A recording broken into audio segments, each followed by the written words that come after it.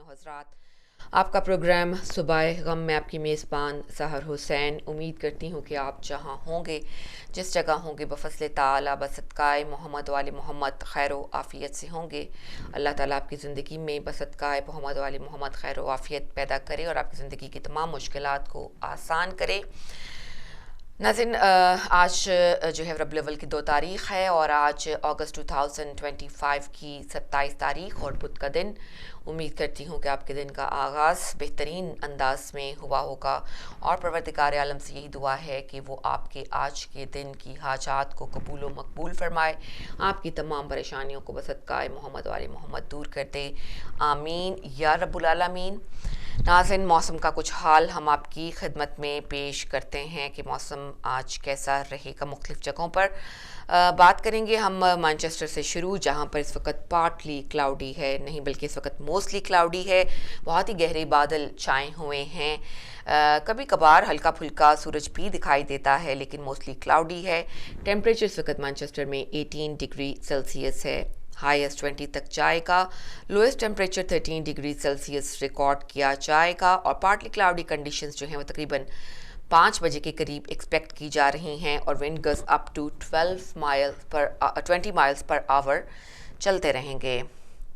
London کے موسم کی بات کریں گے، جہاں پر اس وقت پارٹلی کلاؤڈی ہے، بادل چھائے ہوئے ہیں لیکن بادلوں کی اوٹ سے سورج بھی کبھی کبھار دکھائی دیتا ہے۔ It feels like 16 degree but temperature جو ہے ایکچولی وہ 19 ڈگری سیلسیس ہے، ہائیسٹ 22 رہے گا جبکہ lowest temperature 15 degree Celsius record کیا جائے گا۔ پارٹلی کلاؤڈی کنڈیشنز جو ہیں وہ تقریباً 5 بجے کے قریب ایکسپیکٹ کی جا رہی ہیں جبکہ wind gust up to 22 miles per hour temperature کو فیل لائک 16 کروا رہے ہیں۔ اور اب بات کریں گے ہم ایڈنبرا کی۔ ایڈنبرا جو کہ اسکاٹ لینڈ کا شہر ہے، اس وقت وہاں پر موسٹلی کلاؤڈی ہے، بہت گہرے بادل چھائے ہوئے ہیں لیکن کبھی کبھار بادلوں کی اوٹ سے سورج بھی دکھائی دیتا ہے۔ ٹیمپریچر اس وقت ایڈنبرا میں 15 ڈگری سیلسیس ہے، ہائیسٹ آج 16 تک جائے گا جبکہ lowest temperature 11 degree Celsius record کیا جائے گا۔ پارٹلی کلاؤڈی کنڈیشنز جو ہیں وہ تقریباً 2 بجے کے قریب ایکسپیکٹ کی جا رہی ہیں اور ونڈ gust up to 18 miles per آور چلتے رہیں گے۔ اب ناظرین، ہم آپ کو بتائیں گے کچھ صورتحال اس وقت کرنسی کی کہ کرنسی اس وقت پاکستانی روپے کی کیا اپس اینڈ ڈاؤنس ہیں اس کی ریٹ میں اور اس کی ویلیو میں۔ ہم شروع کریں گے US ڈالر سے۔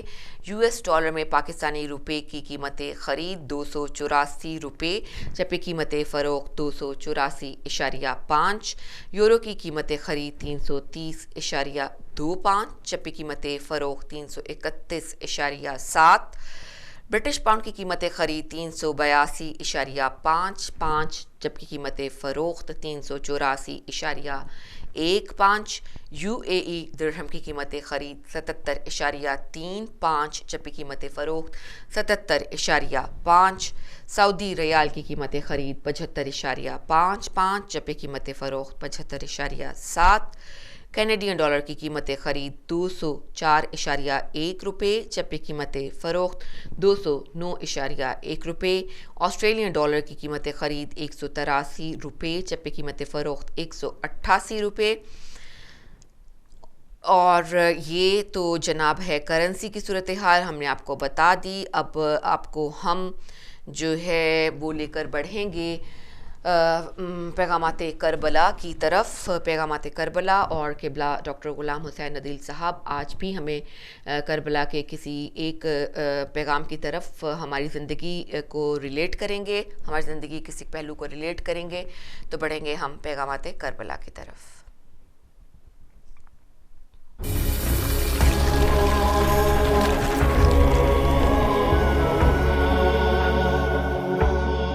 اعوذ باللہ من الشیطان الرجیم، بسم اللہ الرحمن الرحیم، وبہ نستعین وہو خیر المعین۔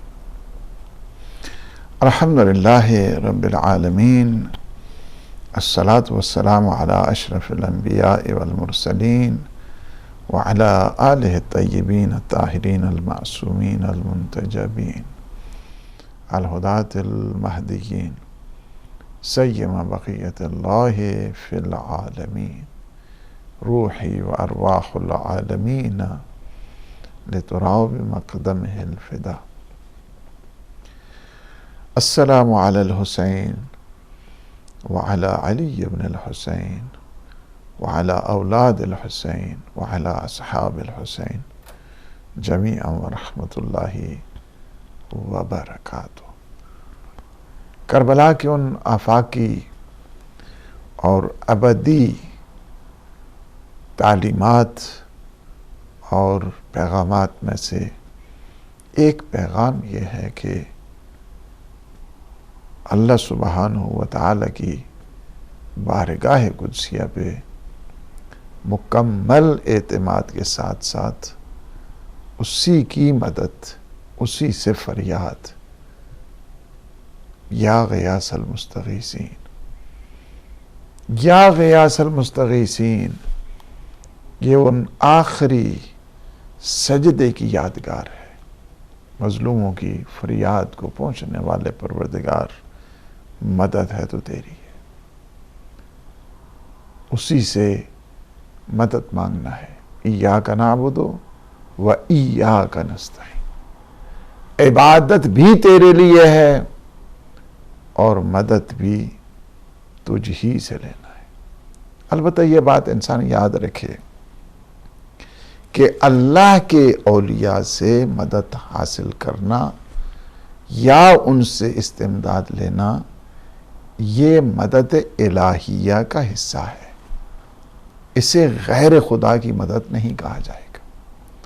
اگر کوئی مدد مثلاً کہ جسے اللہ نے طاقت دی ہے اور اللہ کی طاقت سے یہ مدد حاصل کر رہا ہے تو یہ بھی گویا اللہ ہی کی مدد ہے، ورنہ انسان اس قدر کمزور ہے کہ قدم قدم پہ اسے مدد کی ضرورت ہے۔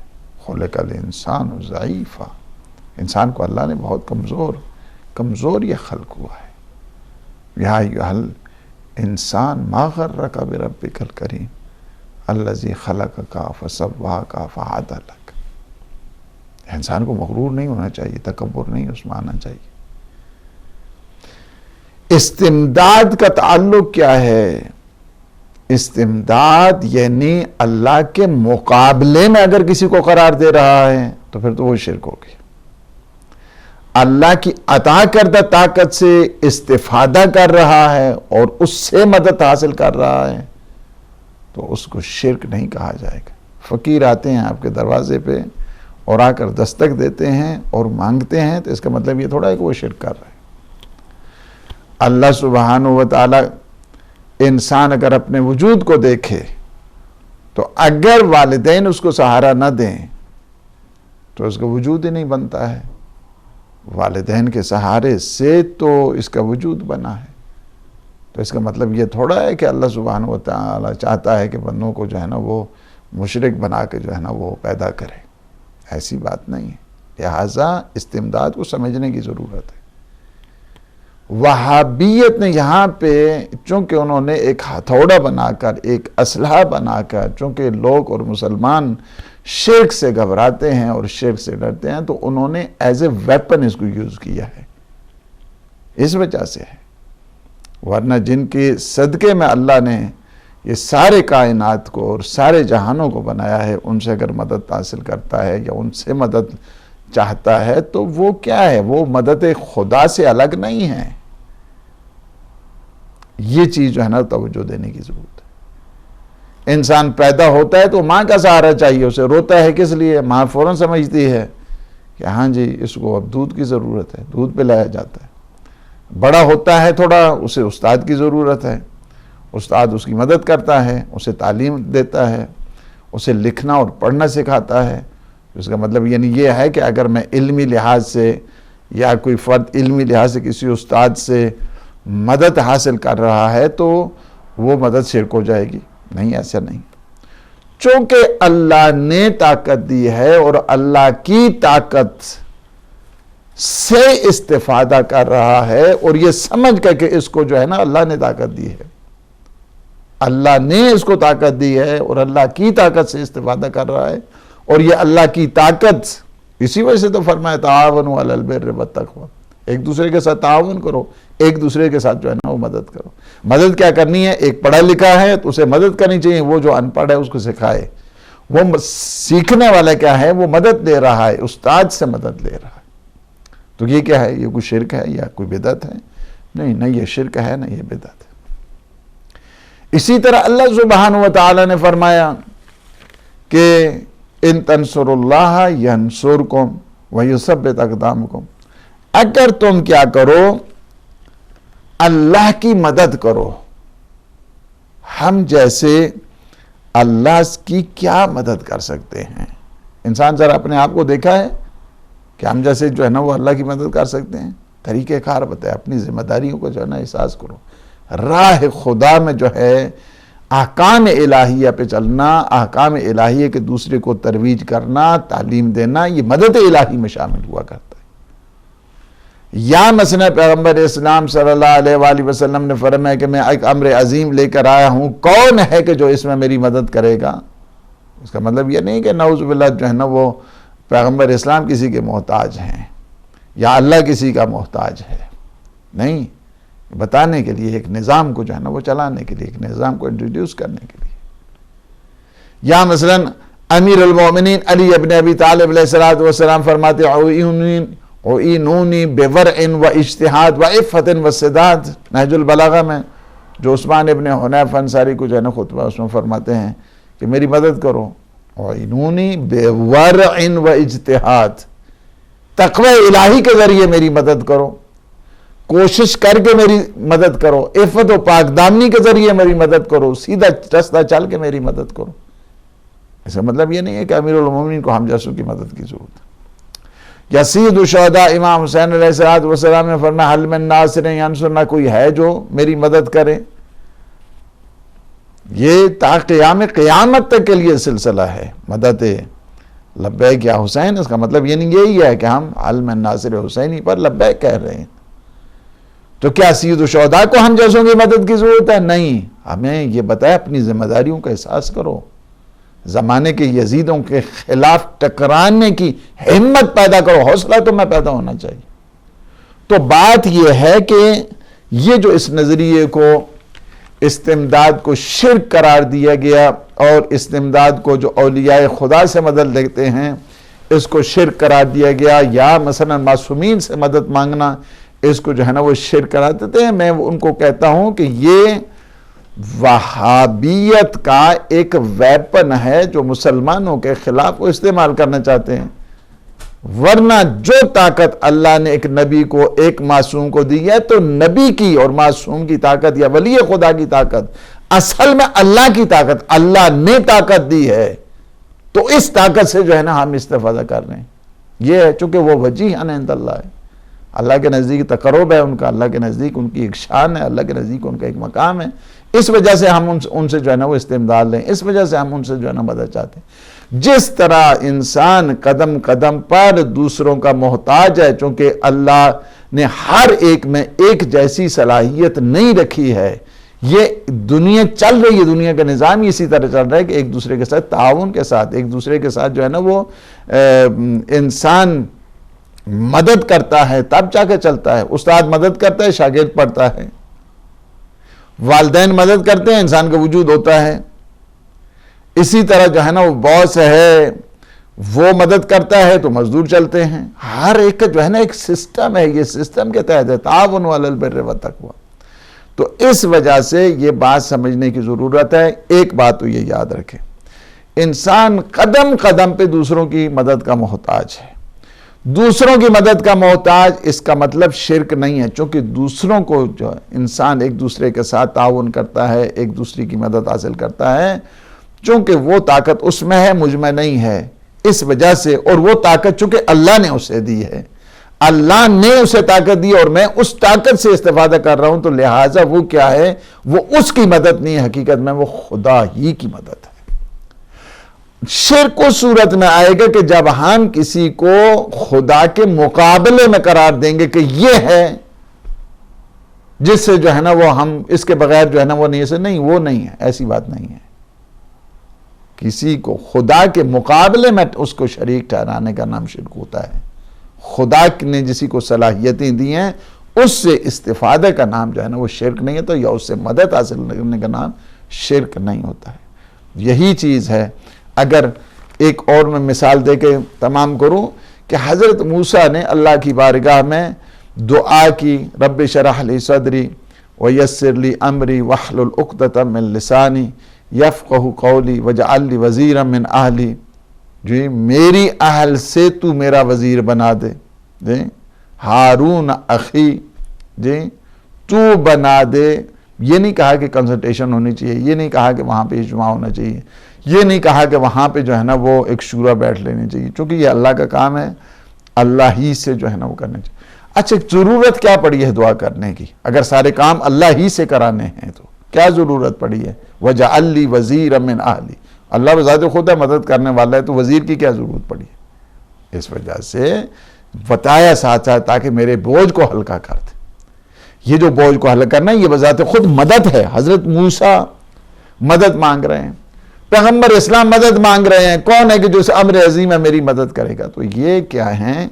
اللہ نے اس کائنات کو اور انسان کو شرک سازی کے لیے نہیں بنایا ہے، موحد بنانے کے لیے بنایا ہے۔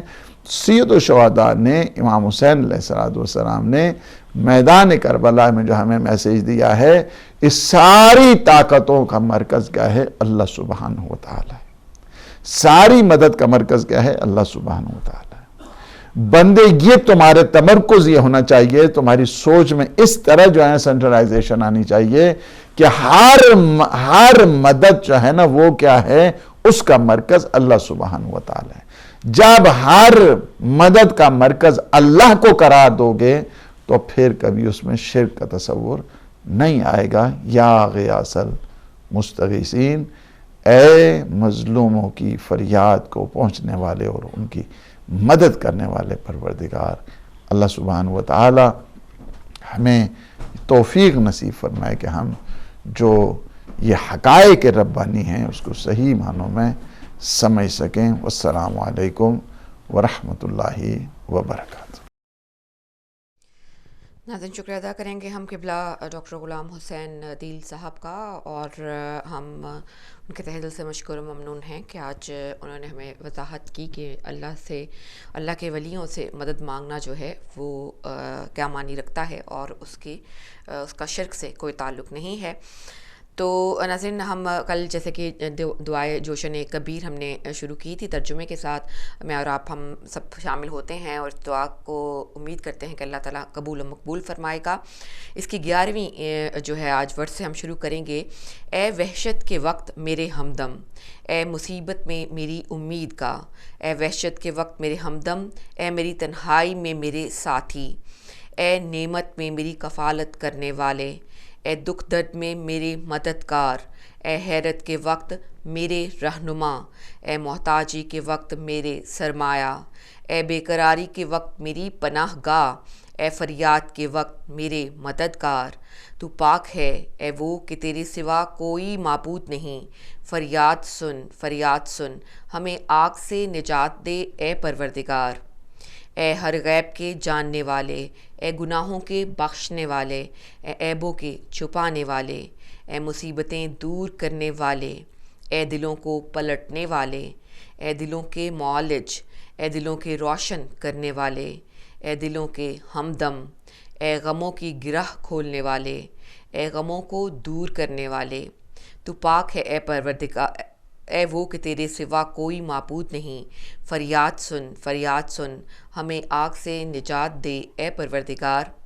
اے معبود میں تجھ سے سوال کرتا ہوں تیرے نام کے واسطے، اے جلال والے، اے جمال والے، اے کارساز، اے سرپرست، اے رہنما، اے قبول کرنے والے، اے رواں کرنے والے، اے بخشنے والے، اے معاف کرنے والے، اے جگہ دینے والے۔ تو پاک ہے اے وہ کہ تیرے سوا کوئی معبود نہیں، فریاد سن ہمیں آگ سے نجات دے اے پروردگار۔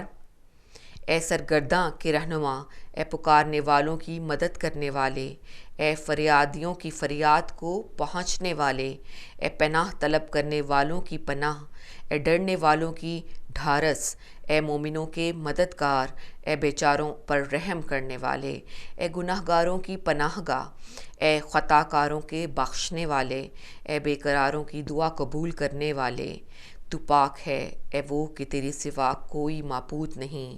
فریاد سن ہمیں آگ سے نجات دے اے پروردگار۔ اے صاحب جود و احسان، اے صاحب فضل و منت، اے صاحب امن و امان، اے طہارت و پاکیزگی والے، اے حکمت و بیان والے، اے رحمت و رضا والے، اے محبت اور روشن دلیل والے، اے عظمت و سلطنت والے، اے مہربانی کرنے اور مدد دینے والے، اے معافی دینے اور بخشنے والے، تو پاک ہے اے وہ کہ تیرے سوا کوئی معبود نہیں۔ فریاد سن ہمیں آگ سے نجات دے اے پروردگار۔ اے وہ جو ہر چیز کا پروردگار ہے، اے وہ جو ہر چیز شے کا معبود ہے، اے وہ جو ہر چیز کا خالق ہے، اے وہ جو ہر چیز کا بنانے والا ہے، اے وہ جو ہر شے سے پہلے تھا، اے وہ جو ہر شے کے بعد رہے گا، اے وہ جو ہر شے سے بلند ہے، اے وہ جو ہر چیز کا جاننے والا ہے، اے وہ جو ہر چیز پر قادر ہے، اے وہ جو باقی رہے گا جب ہر چیز فنا ہو جائے گی، تو پاک ہے اے وہ کہ تیرے سوا کوئی معبود نہیں۔ فریاد سن ہمیں آگ سے نجات دے اے پروردگار۔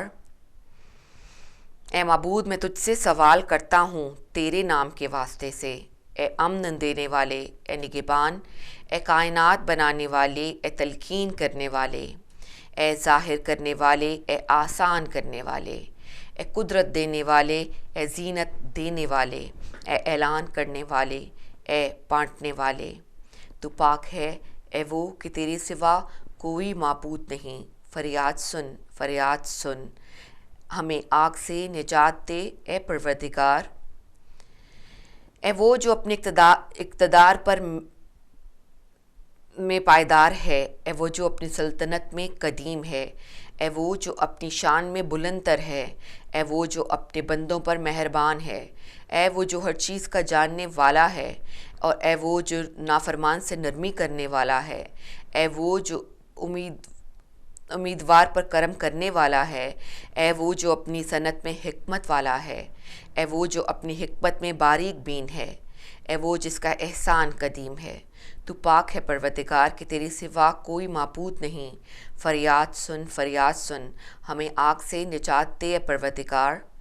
اے وہ جس سے اس کے فضل کی امید کی جاتی ہے، اے وہ جس کی بخشش کا سوال کیا جاتا ہے، اے وہ جس سے بھلائی کی آس ہے، اے وہ جس کے عدل سے خوف آتا ہے، اے وہ جس کی حکومت ہمیشہ رہے گی، اے وہ جس کی سلطنت کے سوا کوئی سلطنت نہیں، اے وہ جس کی رحمت ہر چیز کو گھیرے ہوئے ہے، اے وہ جس کی رحمت اس کے غضب سے آگے ہے، اے وہ جس کا علم ہر چیز پر حاوی ہے، اے وہ کہ جس جیسا کوئی نہیں ہے، تو پاک ہے اے وہ کہ تیرے سوا کوئی معبود نہیں۔